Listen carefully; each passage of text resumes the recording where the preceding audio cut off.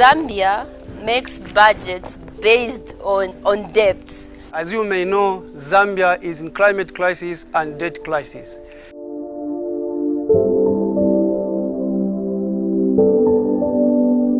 According to official information, Zambia's total debt stood at $1.74 billion in 2021.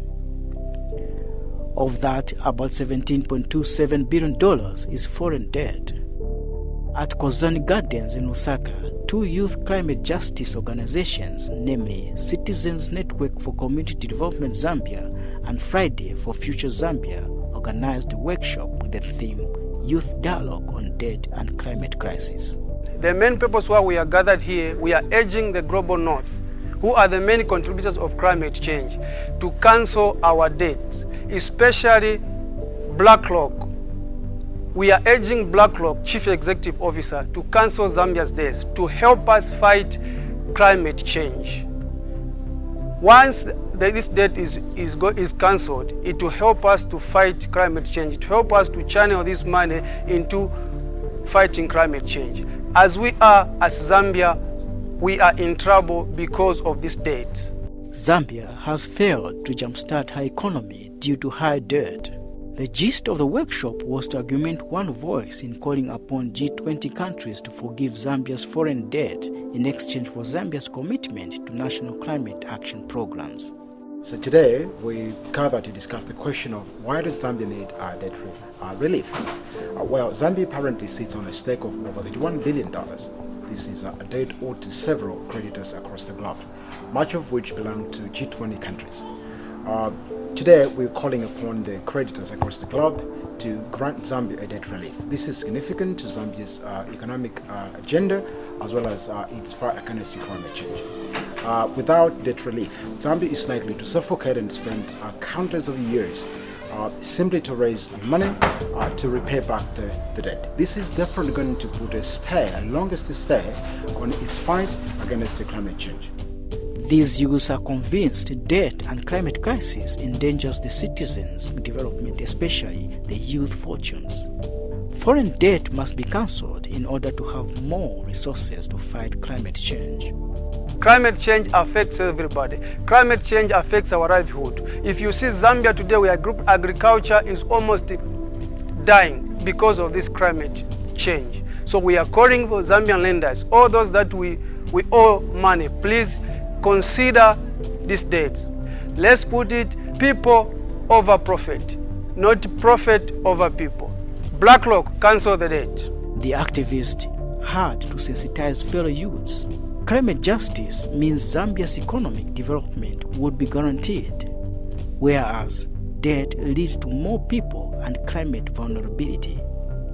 So I've come to the major development sector that have been affected by climate change or climate vulnerabilities.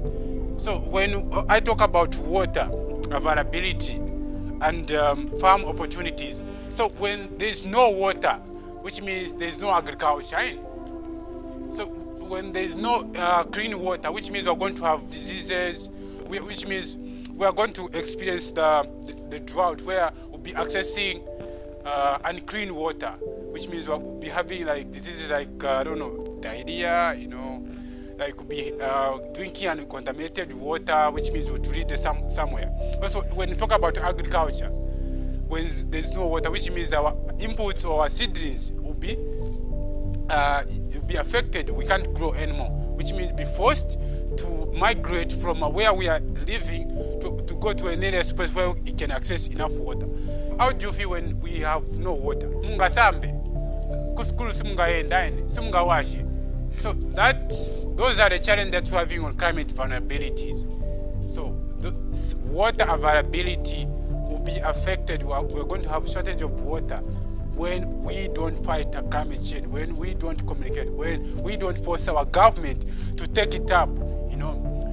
Last year we had on our budget, instead of giving us 1% of the resources, they pay at 0.9, which means that money can't even help us to fight climate change.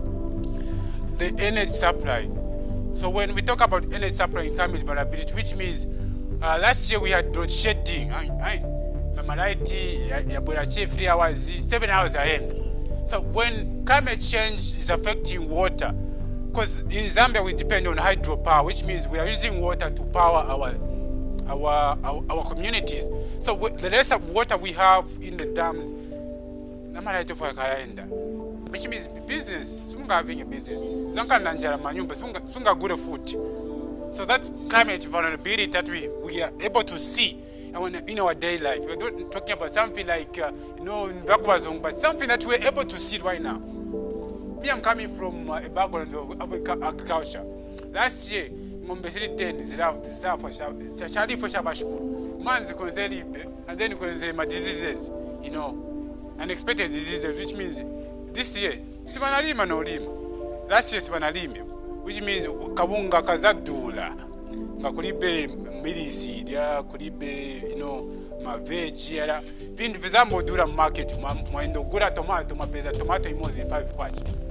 Like when we talk about urban on how climate variability is affecting people is those rural people are living in rural areas. When they experience drought or floods, they are able to farm, they are able, but since zonte mitengo is because of mala shadia. Bazambo choka kukula, kulipe ma opportunity, kulipe ma jobs, Bazambo choka kula kufarm, bazambo bwela mu town. As a result mu town, bantu bazambo nkala, bazambo ushura mamona. As a result, that is climate vulnerability. Also, bantu bali mu town bakapaka maningi, kuzambo nkala bukawala, magona, mapeza ka TV palibe. Mapeza chumachangs mu town, balo mandarama, bantu bapaka. That's climate vulnerability in our context, okay? I'm going to talk about link between climate vulnerability and debt, but specifically on debt. Zambia makes budgets based on debts. 40% of the budget that is made in Zambia, Ninkongole, imagine 40%. No, we're going to build houses, no, we're going to build hospitals, no, we're going to make my bridge and everything based on monies. Not much of the money, or rather, not much of the money in the budget is allocated to fight climate justice. The youths were also united in asking the Zambian government to find homegrown solution to pay off the local debt and stop contracting more debt. Instead, begin to apply for grants. Talking of grant money, it's a money that is given to a country or rather an organization for a specific purpose, which will benefit the public. So if we say we change from getting loans and then we start to get grants, it will be better in a way that we use the money, then we don't have to pay back. Being an advocate for climate justice, I paid attention to the COP 26, and a lot of monies have been allocated to climate. Can you believe this? Does anybody know that? I don't know if they're not claimed for, but there are monies which are allocated to fight climate muma countries such as Zambia. Instead of them getting loans as they always do, they should stop getting those loans, but instead they should decide on trying to apply for grants. Vija vetumapereka mara chukwa bini tingasinga kon drama zinango zingazibwera mu. Let these mines pay their taxes accordingly. Once they pay, then we are going to generate money. Once we generate money, we're not going to vote. Bantuane like you are netina nkongoleza why? Bama botenga vintu vatu why? Bama botenga vintu vatu bakapeleka kuja outside, they make a lot of money at our own expense and certain Kongola is a burden bwera pali ise. You can only imagine. Muno like Zambia mostly we don't process vintu vantina hapo muno. Aye, because like it kama ininga copper ima inda socha bekuja. And ikaenda let's say to China, America, but the manja like very processed. Double like makebo yakabwera kono. They come and sell at a bigger price compared to imuvana gulisila na gulisila hapo. You can only imagine nivo dola kulima iPhone Pro Max 13i. Start whereby mtengo wa phone you can even buy a plot so ukapona nyumba. This pandemic called HIV when it started, there was a political will, so everyone became aware of it. Mm-hmm. But when it comes to climate change, I think there's no political will among the leaders. There's been much talk, but on the ground there's less work. how can we convince those lenders to cancel those debts? Because those debts, they are contributing to climate crisis. Instead of paying back the loans, let us, the money that we owe them, let's use that money in fighting what? Climate change, which themselves they have caused. We are just on the receiving end. So that's where the connection is, debt cancellation and climate debt. If we cannot utilize this knowledge that we are getting here, it is one thing to hear about something. Even the Bible says, do not just be a what? A hearer, but be a doer. God cannot do anything if you are not a doer of his word. Even our system government is one and the same thing. In the end, it is only hoped that the G20 countries will forgive Zambia's foreign debt for Zambia to begin to allocate more of her meager resources to fight climate change crisis.